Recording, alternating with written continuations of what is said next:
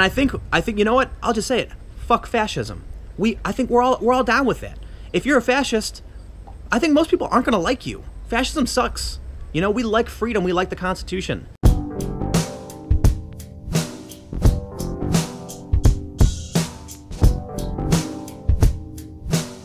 How's it going, everybody?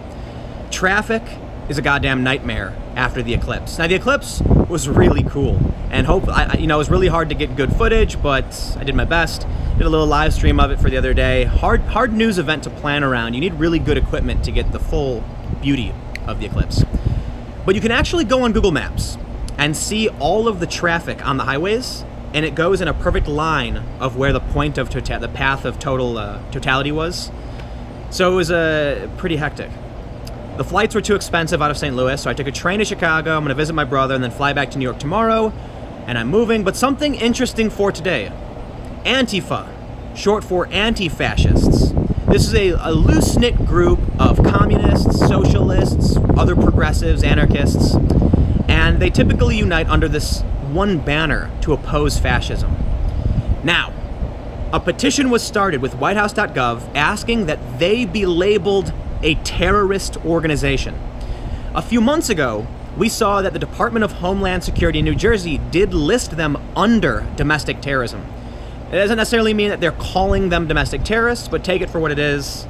Homeland Security has them listed in a blog about, it's filed under domestic terrorism. Now, this petition has, at the time of making this video, 243,000 signatures, and it's only been up for a few days. So the petition was started on the 17th, and people immediately started writing about it, mostly conservative outlets, saying, oh, it's got 4,000 signatures, but it needs to get 100,000 if anyone's gonna take it seriously.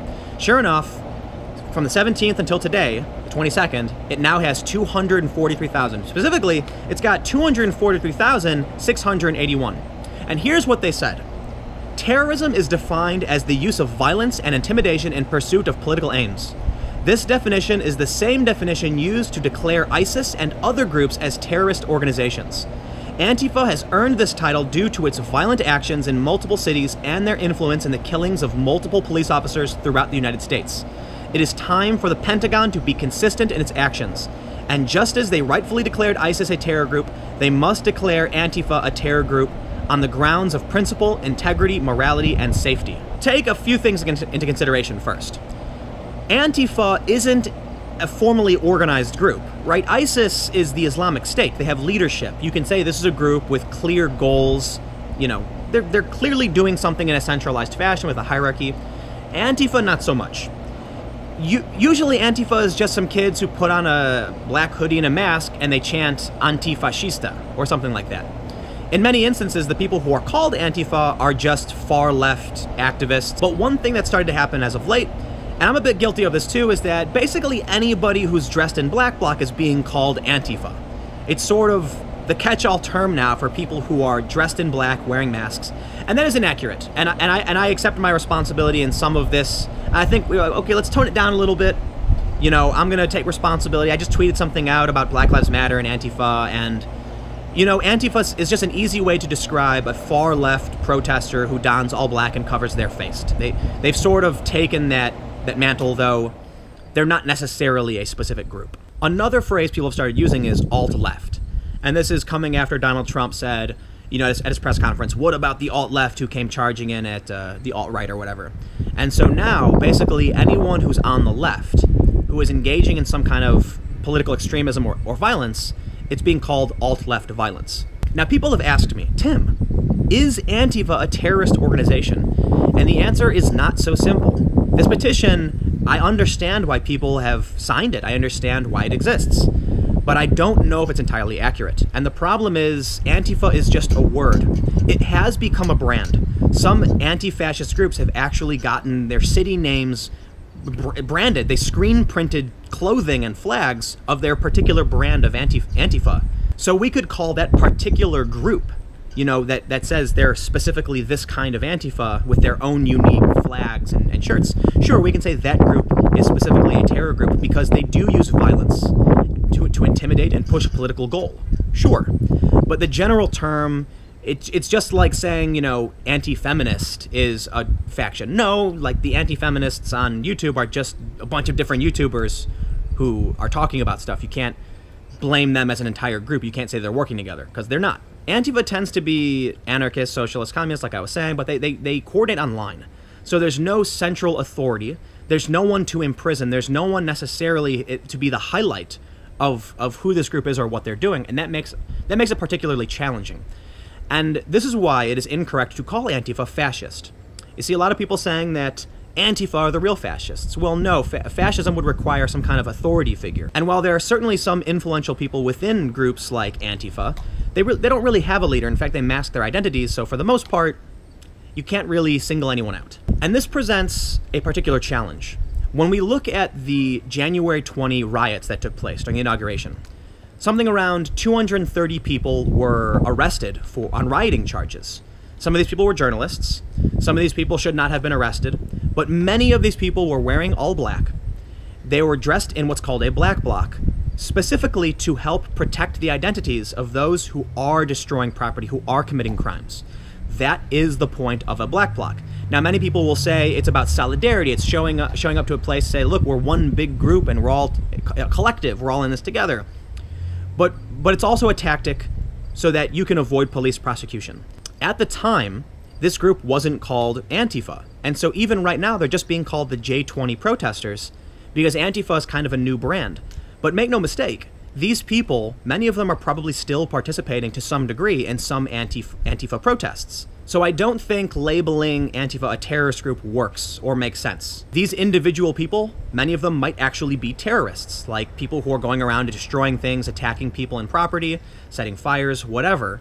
Yeah, that's political violence, right? You're trying to intimidate people and to make them, I mean, flat out, these people are saying they want to, you know, the anti-fascists said they want to make it too terrifying to come out and support certain politics. That's actually terrorism, right? But this presents a particular problem because I think we all agree fascism is bad. And I think you know what? I'll just say it. Fuck fascism. I think we're all down with that.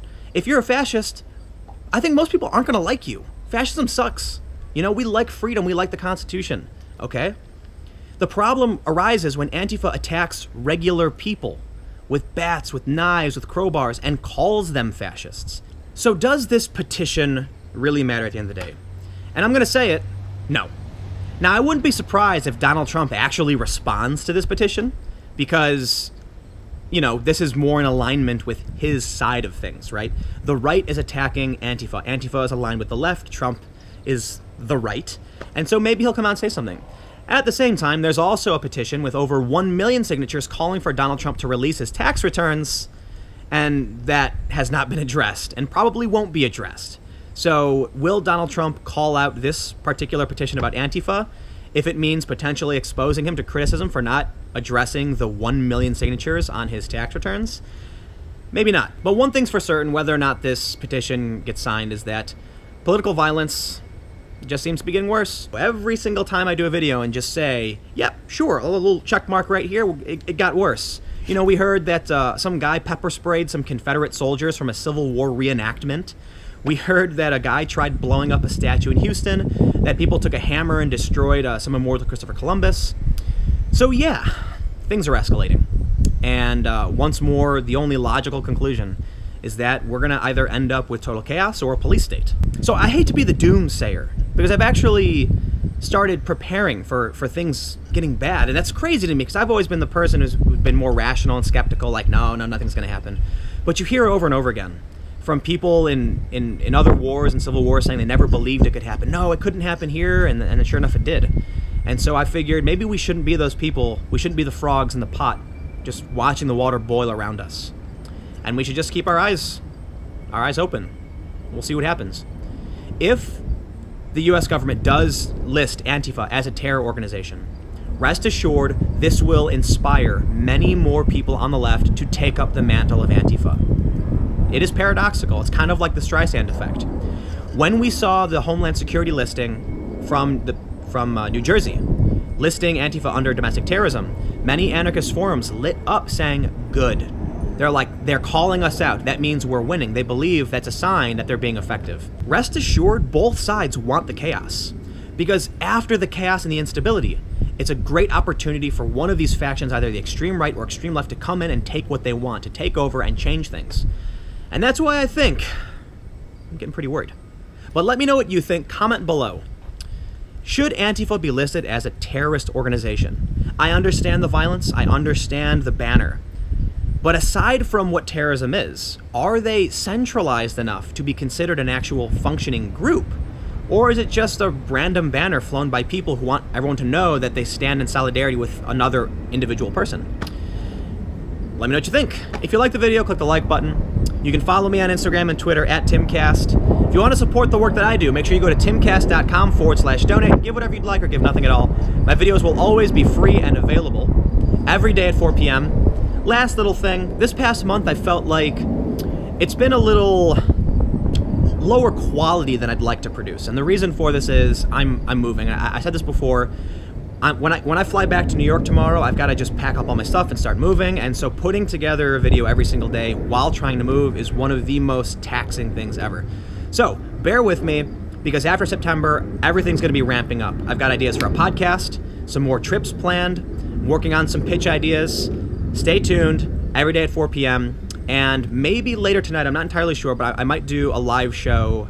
So stay tuned to my channel, subscribe if you haven't already, and I'll see you then.